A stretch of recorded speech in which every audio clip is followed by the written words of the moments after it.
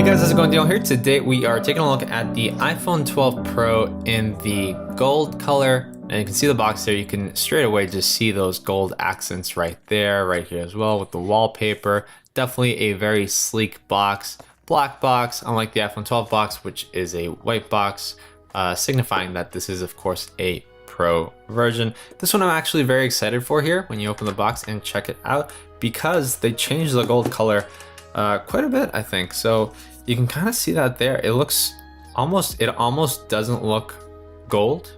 Maybe like it looks like an off-white, like a beige, but in a very nice way. It almost has a subtle pinkness to it in a way that the previous gold phones did not have. And I think it looks so good that I would personally even get this phone. Unlike the previous years where I haven't really been fond of the gold color. I think Apple did a really good job this year. These gold sides look really, really stunning. It's a really nice gold.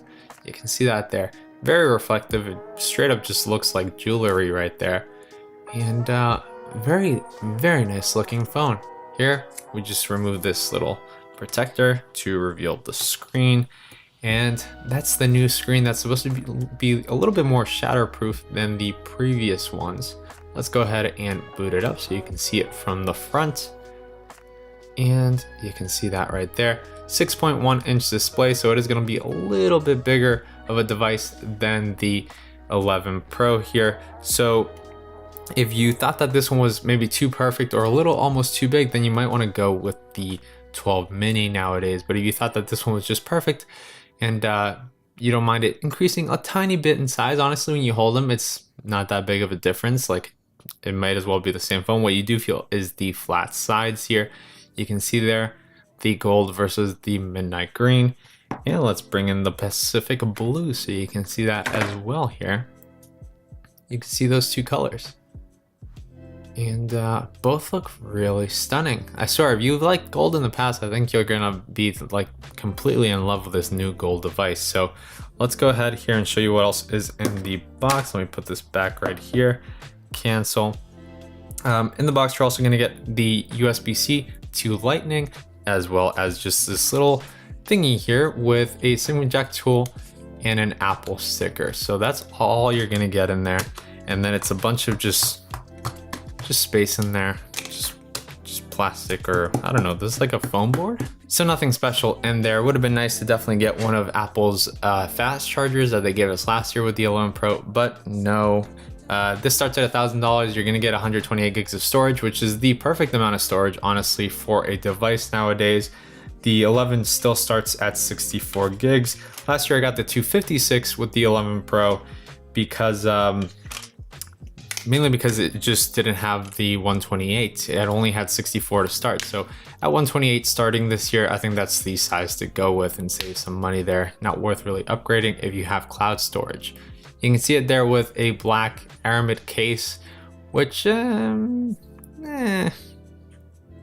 that great on this one. Now the gold is supposed to technically have like some slightly better stainless steel side with like coating that prevents fingerprints on it. I do not know, like looking at it straight away, I can see my fingerprints. Are they super noticeable? No. Are they more noticeable than the blue? No. So I don't know how true that claim is. Let's go ahead here and try this case right here. I know some people like to get slightly bulkier cases, and this has kind of these pink hues to it, so it might kind of work. These are the cases I feel like people get when they don't get AppleCare, just to make sure their phone is all good.